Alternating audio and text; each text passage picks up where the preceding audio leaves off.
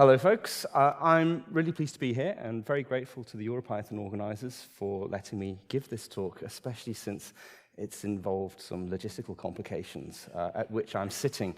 So I'm Nicholas. I'm a principal engineer at Anaconda, and I work on the PyScript team. But this is a personal talk and isn't going to be anything about my day job. And what I'm going to do is use music as a metaphor and a contrast or a foil to our world of coding. And in so doing, it's an opportunity to explore, reevaluate, and re-encounter coding from an unusual and hopefully stimulating perspective. And I'll be paying particular attention to two things that I'm quite passionate about, that is teaching and learning and the place of software in our culture.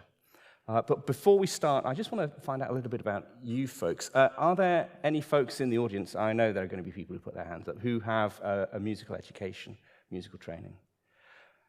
Well, that's a lot more than I was expecting. So I must apologize for my piano playing.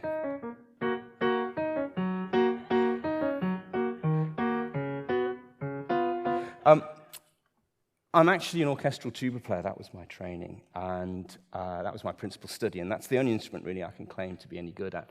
And like many musicians, piano is my second study. Now, for those of you who aren't musicians, what I've basically just said is, as Python is to my tuba playing, so is copying and pasting fragments of JavaScript from Stack Overflow to my piano playing, okay? Thus demonstrating the power of analogy and metaphor to reveal interesting insights about our world. You might not know about the piano, but you kind of get a sense of what sort of pianist I am. Okay, so we'll start by exploring different types of skill, knowledge, and ways of attending to the world. And these are the concepts that we need to learn and cultivate to do meaningful things together, be that music or coding. And we'll start with some musical examples. We'll start with theoretical underpinning here. So notes stand in relation to each other, and that relation creates tension and release in music. It's how we make music sound interesting, okay, and engaging. So how does that work? Well, can you all hear that? Yes. That's a C, okay? This is a scale of C major. Now, each one of those notes stands in relation to that C. And what we do is we categorize these notes into two different buckets. The first bucket we'll call dissonance, which means that they don't sound nice. And the other one, I'm struggling to find a good name for this, so I'm going to call it consonance. Okay. So let me demonstrate the difference between those sorts of notes. So if this is C, played with another C, an octave higher, or lower, it sounds nice, right? Now there are other notes, like the fifth note of the scale, the G. That sounds nice too, right? And the third does, the E. And to finish off the set, the sixth sounds nice too. So we have the consonances, right? It's nice. This is the second note, it's the dissonance, it's a D. And the seventh, the B, that sounds dissonant. And the last one, the last dissonant, is the fourth, the F. Now, the thing about dissonances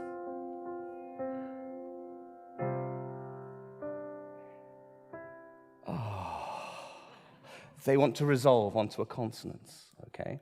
So that's how we create the tension, is that we have a dissonance, resolving onto a consonant. Dissonance, consonants, dissonance, consonants, dissonance, consonants, like that, okay? Now, do you recognize the tune? No? Okay, so let's it's not a very complicated tune, but it's perhaps the most basic tune you can get. Perhaps decorate it a bit.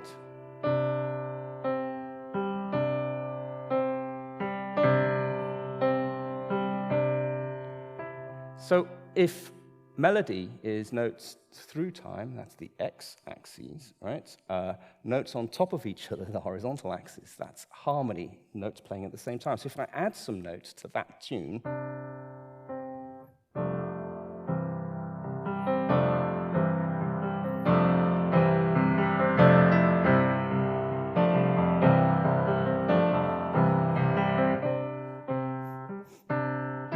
right? What is it?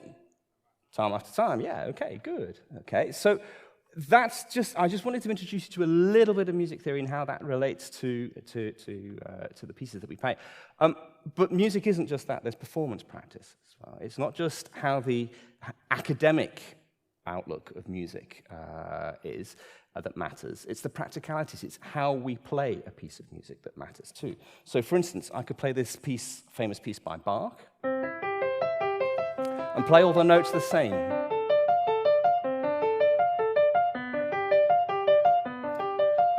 And it doesn't, well, it's Bach, so clearly it sounds good, right? Okay. But the way I play it has an influence on it as well. What do I mean? Well, as a musician, I would say it's my expression, okay? What's expression? It's not what I'm doing with my face, it's what I'm doing with my fingers. And expression is things like dynamics, how loud or soft I play individual notes, and how they relate to each other. It's perhaps things like the way I phrase the notes, how I put them into groups. It's how I articulate the notes as well, how I start a note or stop a note. And it's also something, the way I stretch time. Time's elastic in music, so I could use a technique called rubato, where I'm borrowing notes from one place and adding the time I've left over somewhere else, okay? So if I play that again, hopefully with some expression, you'll hear what I mean.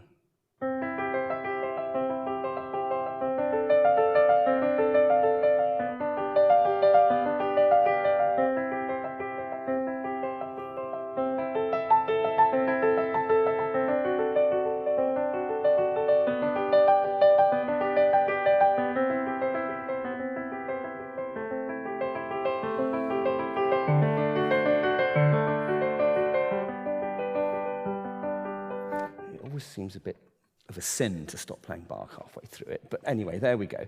Hopefully you could hear that I was actually trying to play around with the notes. I was increasing the volume, decreasing the volume, that sort of stuff as well. Another aspect of music that I want to bring your attention to is that music happens in a cultural context. It's not just about the theory, it's not just about the performance. We have a history in music as well. And who we celebrate as part of our history reflects our culture, and it reflects our tastes and backgrounds and, dare I say it, prejudices as well. These four dead Germans, who are great musicians, it's a very limited view of what music is, the colorful and diverse world of music that we have, okay? And music is conceptually and historically a lot richer than perhaps what these four gentlemen present, and it contains many different types of knowledge, skills, and paying attention to the world, okay? So let's explore a similar journey, but with code. So, hold on to your hats, because this is where I do some live coding. Oh my gosh, right. Okay, so this is the Mu editor, and Mu is a code editor for beginner developers. And it's something that I help maintain, and the other Mu maintainers are in the audience now as well. And what I'm going to do is introduce some programming concepts that you will understand, because you're all Python developers, right? Okay, but I'm going to try and do it in such a way that mirrors what I did with the music as well, okay? So what we're going to do is use Dan Pope's fantastic Pygame Zero library to make a game called Cat Disco. So what I've done is downloaded a bunch of cat images, really, already, and I've downloaded some meow sounds. Yep, the audio works. And I've also downloaded, I typed into Google cat disco, and this was the top result. That's so annoying. So, what I've done is essentially told Pygame Zero that these are the assets that we're going to use in this code that we see above us, okay? So we have a list of the names of the cat images in the cats list. We have in the meows list a list of waveforms, okay, that represent the meows that I downloaded. Current cats is something that is an empty list, an empty bag of cats, as it were. This is going to be a terrible metaphor. A terrible sack of cats that we're going to put cats into, and we just want the music to play. So this is an educational learning environment. There's not a lot that's going on here, but still, we can play. And we just get a blank window playing that really annoying cat music. So what we want to do is perhaps introduce a concept like a function. So let's define a function. And the problem I have is that there's a light right behind me that's shining right where I want to type. So I'm just going to do this. So functions have names. There we go. And we can add comments to explain what the function does.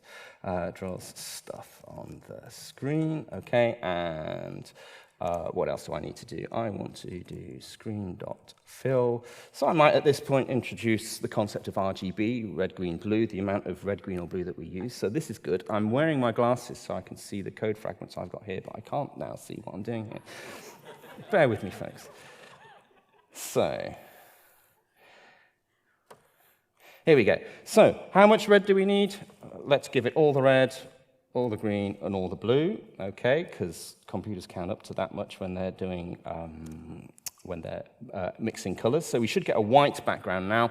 And I might also introduce the concept of a for loop. So for each of the cats in the current cats bag of cats, what I want you to do with that cat is to draw it, okay? And that's it. And if I play, we've got a white background and no cats, because we've got to do something to get the cats. So I'm going to introduce a new function, and this is going to be called update, because what does it do? It updates the state of the game. And what do we want to update it with? We want more cats, okay? Add cats to game. There we go. Okay, so I want to explain something like each game has a game loop, right? So it's forever creating a new cell in an imaginary cartoon film, as it were. So it's repeating itself. This is the game loop. So each time the game loop is run, it calls this update function. And what I want is a 1 in 100 chance of there being a new cat appearing in our stupid cat disco. So I'm going to introduce random numbers here. So if rand int, where's my spell checker when you need it? Between 1 and 100 equals 1. Okay, then I want to do some stuff, okay, to add the cats. So I want a cat sprite, which represents what's going to be shown on the screen, and I'm going to use random again to choose at random one of the cats from the cat image list. I also want a meow to play, so I'm going to have to define a meow sound. Meows. Okay, we also need a position on the screen, so I could start talking about coordinates here, so I'm not going to, because you're all Python developers and you understand what this is all about. Okay, and I want it to be 100 and 700 here, and a y coordinate dot rand int 100, 500, okay? And now we've assembled all the information about the new cat, we can create a new cat object here. And it's an actor, because the game is like a stage, really, okay? And that needs to have the cat sprite, because that tells it, I can't spell sprite, what it needs to look like. And it needs to be in position X and Y, okay? If this works first time, hallelujah, I managed to sacrifice enough chickens this morning.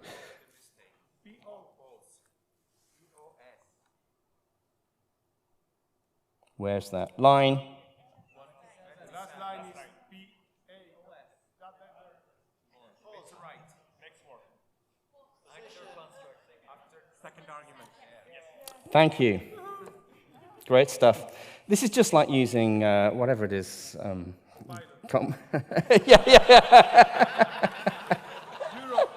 EuroPython I was. Okay, so I've added a new cat to the cat bag. Okay, thank you very much. I'm so grateful for that. And we also want to play the sound, and because it's a kind of cat disco thing, okay, I introduced loops before, so for cat in current cats, okay, here's another loop. What are we going to do for each cat in the bag? Well, I want to change the angle of the cat, and I'm going to make it change by 10 degrees, okay? Let's hope this works. 1 in 100 chance. Hey!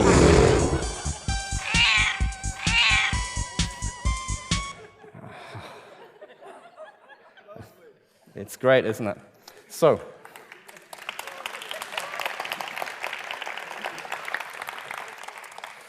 let me just get my slides back.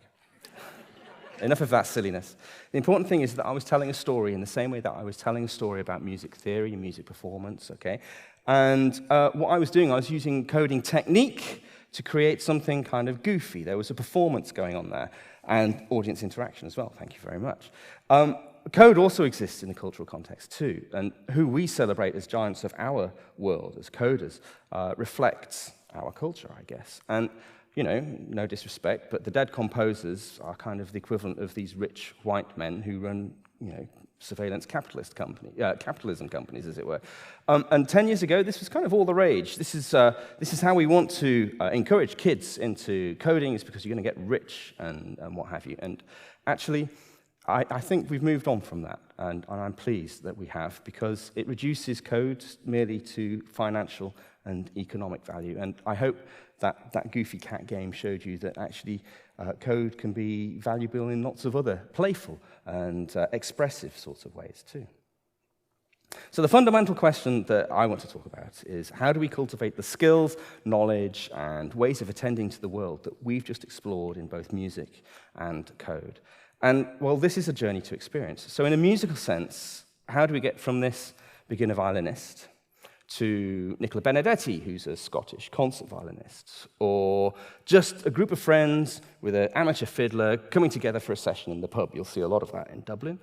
Or this is Kala Ramnath, who's a Grammy Award-winning Hindustani violinist who plays in the Indian classical music tradition, but she is a violinist, a string player, or even this sort of string player. This is 1/4 of a cello quartet from Finland called Apocalyptica, and they play heavy metal, and they're pretty awesome, okay?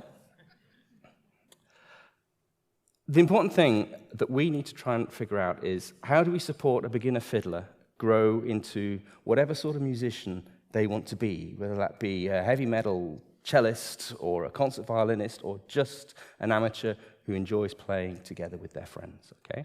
And I want you to also think about, well, how might we do that for coders as well? How do we help young coders or beginner coders grow into the sorts of software engineers, or just maybe amateur coders that they want to be?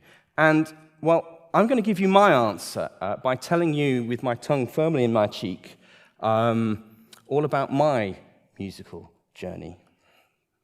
So, a couple of years ago, before COVID hit, I attended something called Oktoberfest, organized by a fantastic tuba girl called Rachel. And I'll quote from the website: "The aim of Oktoberfest is to inspire folks to fall in love with a full-stack instrumental framework called the tuba. Oktoberfest organized free tuba workshops, create online tuba tutorials, and curate amazing first experiences with sousaphones." And I have to say, literally, it was a blast. My Oktoberfest mentor suggested some books, and this one looked good because I imagined it would get me up to speed really quickly, but it just wasn't as fun as what I found at Oktoberfest. And, you know, I wanted to have a kind of complete picture of what it is to be a tuba player. And so this book promised to be a lot more comprehensive. At over 900 pages, it should include everything I needed to know, right? But sadly, I found that the material was too technical and advanced for me as a beginner. And I began to doubt that the tuba was for me. So I started watching educational videos about an alternative, more lightweight musical instrument framework called the recorder. Hello everybody, I'm Sarah and I'm a recorder player. Hence this video, how to play all the notes on the recorder.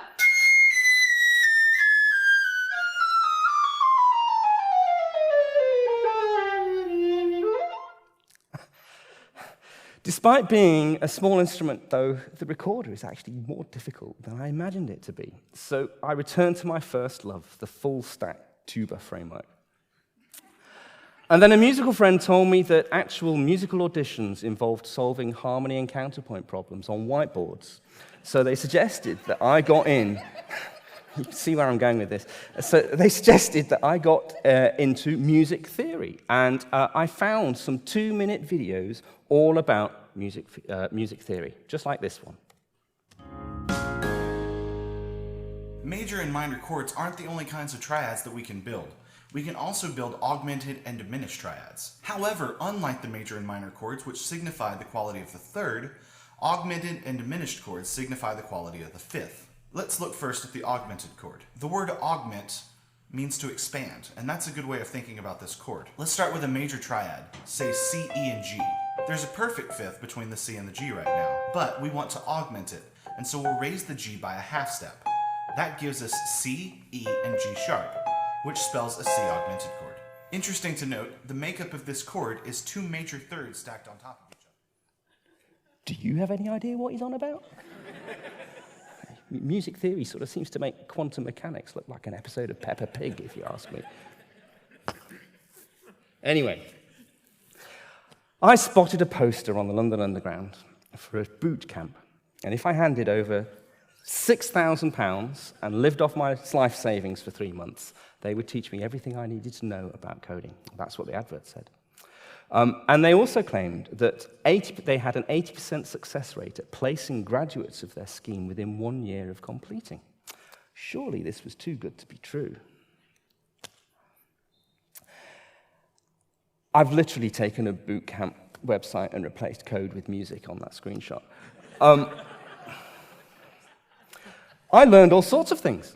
Theory, how to read musical notes. Delivery, how to use my tuba to play all the notes in the first octave. Infrastructure, like how to wear a tuxedo for an orchestral concert. Best practices, like turning the pages of the score really quietly in the quiet bits. And I was even told next steps, the advanced concepts that I could really look forward to when I got my first gig. Things like, for instance, key signatures and time signatures. But out of a cohort of 50, only 5 of us actually graduated. But out of those 5, 4 of us, 80%, have found jobs relating to music, although our new employers don't let us actually touch any of the instruments. Joking aside, that little thought experiment, I wanted perhaps to let you see how all the wonderful things that we try to do, the books, the Django Girls Taster Days, the beginner coding videos, and the computer science channels appear to non-coders. And I also want to point out that the music world, like our world, is very similar, and there are lots of wonderful people who do amazing things. Oktoberfest is a real thing, and it's run by a totally wonderful person called Rachel Coles. Okay? Sarah Jeffrey's Team Recorder channel and Jesse Strickland's 2-minute music video channel are examples of formidably talented musicians who mentor and teach through a digital medium. But something doesn't quite feel right, does it? So tomorrow we have a ceilidh, right? Well, would you turn up to dance at that ceilidh if I told you that tomorrow evening's performers had just finished a 3-month boot camp in music? I kind of feel it's perhaps dangerous PR, over-promising, and it also perhaps sets people up to find themselves in a very difficult situation when the 3 months of filling your brain with stuff doesn't actually match the reality of what it is to be a software developer or a software engineer. And sadly, investigative journalists last year uncovered, how can I put this, creative statistics in the claims made by many boot camps. I hope we can all agree, it takes a long time to get proficient. My unease is that the speed at which we seem to think folks pick this sort of stuff, 0 to 30, it's not a race, is it? My unease is that we have unreasonable expectations of learners, okay? I also feel that that sort of education, perhaps concentrating on just the syntax or the language constructs, is, at the exclusion of everything else, is a very limited view of what coding is, as I hope we saw with the Splatter Cat game or the Cat Disco game. There's a lot more going on when we're coding. We're expressing ourselves, okay? And I also think that given the examples that I gave you, they're very didactic. They're expert-led and they're show and tell. And actually, They don't include, as I hope you saw from the musical examples, like actual performance opportunities and things like that you actually need to learn to do if you're a musician. What about things like, fostering autonomy or playful exploration of a problem space, or helping folks come to terms, with their mental models, or creative thinking? I think we should also concentrate on helping people acquire skills to become proficient in that. So what do musicians really do? Well, actually, they're honest, and they tell people that learning a musical instrument is hard. And what they do is they use progressive processes and practices to sustain learners. In other words, they're a kind of stepping stones. So instead of, not only is there lots of beginner stuff, and of course there's lots of advanced stuff, but they make sure that there's lots of material in the meantime that gets you from beginner to advanced, okay? And the best educators embody musical practices so that learners encounter a real musician doing actual musical things, not just a teacher explaining things. And they encompass all knowledge, skills, and ways of attending to music as well, not just some narrow academic view of what music might be. And so I want to share and celebrate one of the many examples of music education that I've been very lucky to observe. And this is Music for Youth, which is a charity in the UK. And what they do is they provide free performance and progression opportunities for young performers. And they make it very clear that all backgrounds and styles of music making are welcome. And it's also, most importantly, a safe space to be creative. Another aspect of this, that's my wife up there, and she's in the audience, and she's just looked at me and gone, oh, God, how could you possibly do that? My wife is a music educator, which is why music education is a large part of my life as well. And this is her last Friday with one of her students participating in a real performance at the Symphony Hall in Birmingham, one of the top concert halls in the UK. And they have music mentors there that give guidance and constructive criticism to these folks as well, so that they have something to grow and learn with. But actually, perhaps most importantly of all for me, Music for Youth embodies a group of passionate musicians who embody a certain sort of inclusive musical culture. So we heard this morning Vicky talk very movingly about John. This is John Pinner. John founded PyCon UK in 2007, and he was the EuroPython chair between 2009 and 2010. And he sadly lost his fight with cancer in 2015. John and I used Music for Youth as our template for the PyCon UK education track when we set it up in 2011. This is important because asking what sort of education and learning our community supports is how we decide what sort of community we become. For it's through education and learning that we get to meet and talk to our future colleagues, friends, and supporters. Coding education isn't just explaining stuff. What we wanted to do with the education track is embody, just like Music for Youth, the sorts of behavior, attitudes, skills, attention, and knowledge that we hoped to inspire in our newest Pythonistas. And we wanted them to see that this was a long and slow journey, and at times frustrating too. But it's also a journey made possible because folks, no matter how old they are, were encouraged to step up and support learners. And by taking these steps, learners encountered and practiced what it is to be a Python coder in an inclusive, supportive, and diverse community. It works, yes. And between 2012 and 2015, each year, we welcomed up to 50 teachers and over 100 kids at PyCon UK. And we encouraged folks to sustain their learning journey, build on what they had learned in the community, in the conference, and step into the community and become a part of it, just as the music mentors in Music for Youth do. Now, I want to briefly and respectfully and very carefully describe my personal experience of what happens when we don't embody this sort of community.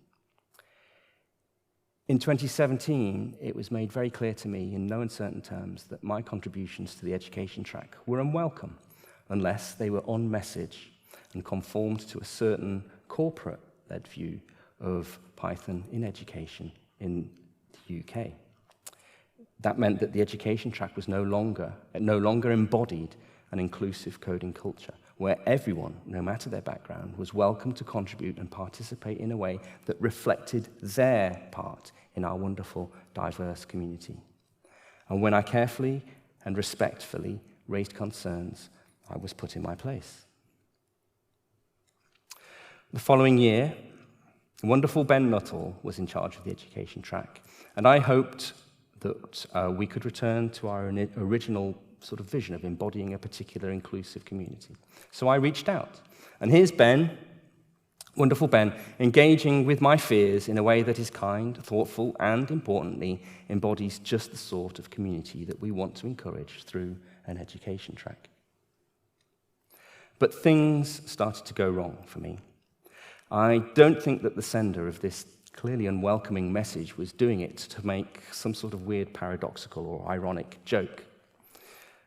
Silencing genuine concerns about our community with ill-judged and unwelcoming messages like this just proves that such concerns are well-founded. And if folks express sadness, frustration, or come to our community from a heartfelt place of difficulty, I'd ask you to please show compassion, because that's the best way to show leadership in our community. Because we need to be honest. Despite our best efforts, folks in the Python community can and are difficult.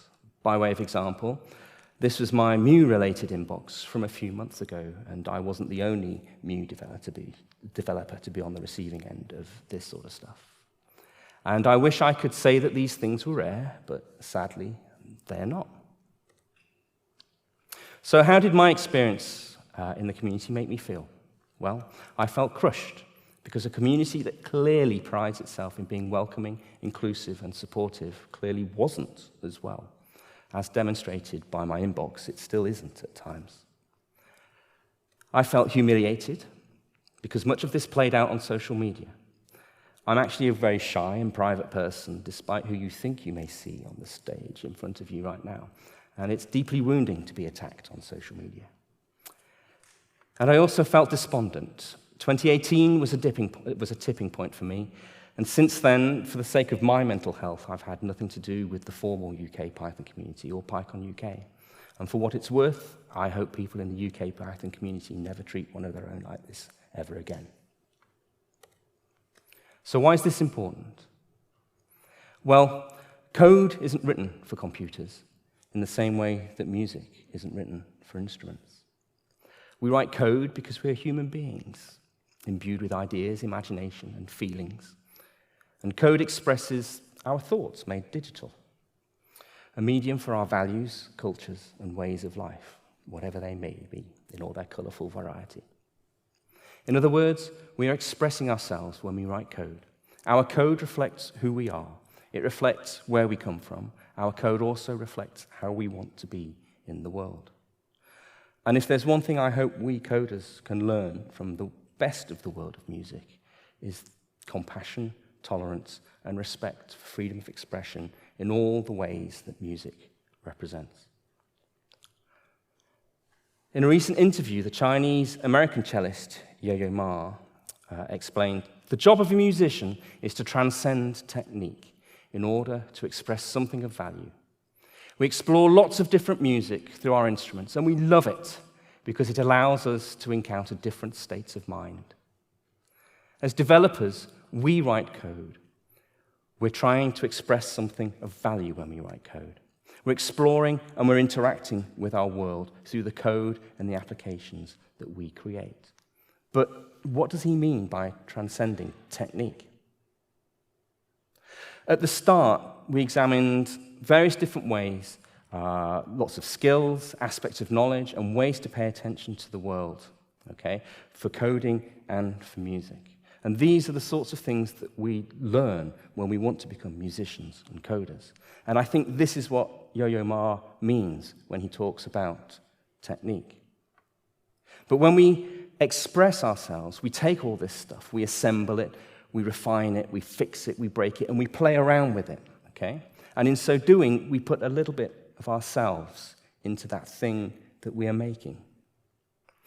Only when we feel safe and secure do we send it into the world so others can experience it. I get to encounter a little bit of you in this thing that you have created, and my world is made larger as a result. Now, to finish, I'm going to play, well, I'm going to attempt to transcend my shonky piano technique, actually. I'm going to play a piece of music for you. And while I play, I want you to consider the ways in which you may transcend programming technique and create something that expresses your unique and valuable place in the world. And to help you assume a thoughtful mood, I've always wanted to do this because I'm going to feel like a yoga teacher now. I want you to close your eyes and relax. And imagine it's a warm summer's night. The moon is shining. It's very peaceful. And you're with a friend or someone you love. Can you see that place?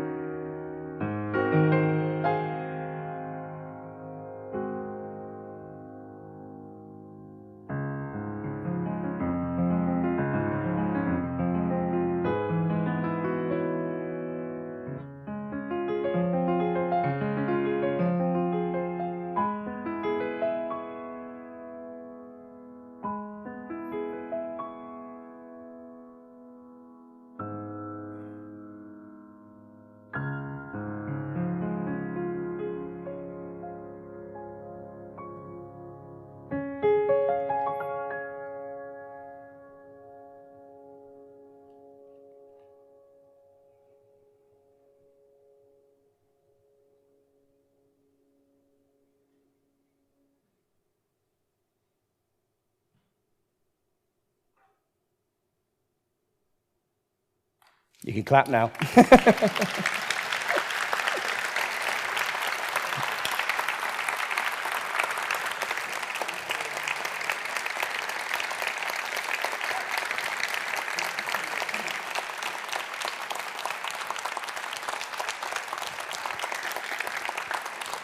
We have maybe time for one or two questions. If anyone in the audience if you have time, yeah. wants to come up to the mic, time for just one or two questions, maybe. Online as well. Oh yeah, if there are any online, there aren't. I've been monitoring. There's no one in the queue so far. Looks like we don't have We any have two. questions. Oh, two online. Sorry. 2 online. Oh, okay. Wow. So yeah, let's get the remote person.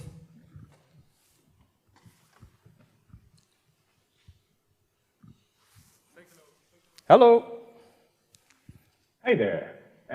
Thank you for your very beautiful talk and your performance and sharing all of this personal aspect of your life in coding and your life in music, and taking your metaphor a little bit in a place you've already gone to a certain extent. I was hoping I could ask your reflection on that bipole between expressiveness and virtuosity, and how does that reflect for you in code? Yeah, okay, that's a really great question. So there's the sort of the technical side of things, isn't there? And then there's the touchy-feely, expressive side of things. And I would say that to do it properly, to do it well, you have to do both. It's not an or, to use a really bad programmery metaphor. It's an and. You want to do both. You need to be good at the technique of programming and understand all the perhaps academic stuff that you need to know to be an effective coder. But at the same time, you need to be able to express yourself, have that presence of mind and depth of personality to think, you know what, I think I'm going to build this sort of way, and have your own particular style, I think. And actually, it's important. You might think, well, what's style got to do with coding? Well, what do you think the Zen of Python is, if that's not a particular aesthetic of how coding is? And you compare the way we think about coding with how perhaps Perl coders think about things, you know? As Pythonistas, we always say, well, there's always one way to, there should only be one way to do things, but a Perl programmer would say, well, there's always more than one way to do things. So I think I quite like that sort of thinking about the aesthetics of a programming language, and what the core developers talked about earlier on in the panel about how adding a feature changes the way people will use the language was also a very thoughtful piece. So thank you, Lucas, for bringing that out for us as well. So does that answer your question? Thank you. And we have another question? So as well? yeah, we have one more remote. Oh, hello. Hello. This is Ben Nuttall, ladies and gentlemen. Hello. How are you doing, Ben? I'm okay, thank you. Really nice to be able to see your talk remotely. I have a less intelligent question. I noticed how small your piano looks, and I was just quite concerned whether, does it scale?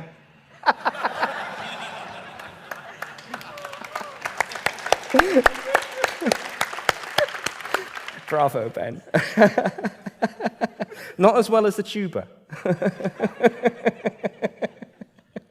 Actually, if you're interested, this is a I think a 3/4 length grand. The ones that they use, like in the Albert Hall, are a lot. Well, they're not a lot, but they're bigger than this. But yeah, it's a very nice instrument. We should have pianos at PyCon. We should have music at PyCon, definitely. Which is why you should all come to the KB tomorrow evening as well, because that's going to be really wonderful too. Does that answer your question, Ben? Awesome. Get well soon as well, matey. Hope to see you soon. One last quick question. Hi, Nicholas. Thank you for your presentation. Hi, Vasco.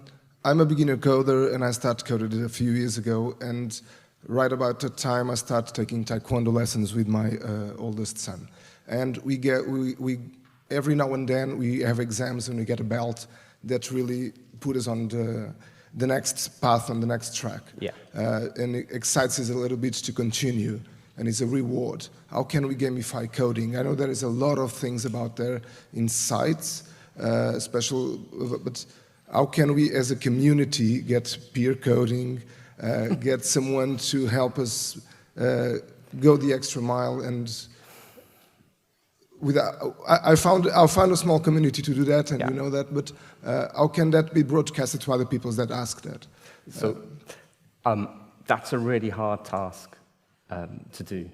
I have my ideas, and I'm working on stuff that directly addresses what you said. I'm doing some work on something called code grades, which is like belts for martial arts, or music grades, or ballet grades, or whatever, but for coding, so that folks can get those levels, and it helps them keep their wind in their sails, and they've got a framework for learning as well, which goes back to my point about how musicians don't just concentrate on beginners and advanced. They make sure that there's a progression there, and we simply don't have that. And I think that if there's one thing I hope to see in the world of coding education over the next decade, if the last decade was an explosion because of Raspberry Pi and microbit and things like that, and now people realize, coding education is an important thing, I think that perhaps now the next decade should be one of refinement and experimentation, and one where we act as lazy developers, and we look at what other worlds and things do the same sort of thing as we want to achieve. How do musicians train in something that is very, very difficult and hard? How do you become a black belt at karate or taekwondo or whatever? That's a hard thing to do. Can we copy the patterns and the archetypes and the skills and the things, the pedagogical techniques from them and transplant them into coding? That's what I would love to see happen. Awesome. Well, Nicole, thank you very much. This was quite Thank you for listening. Thank you.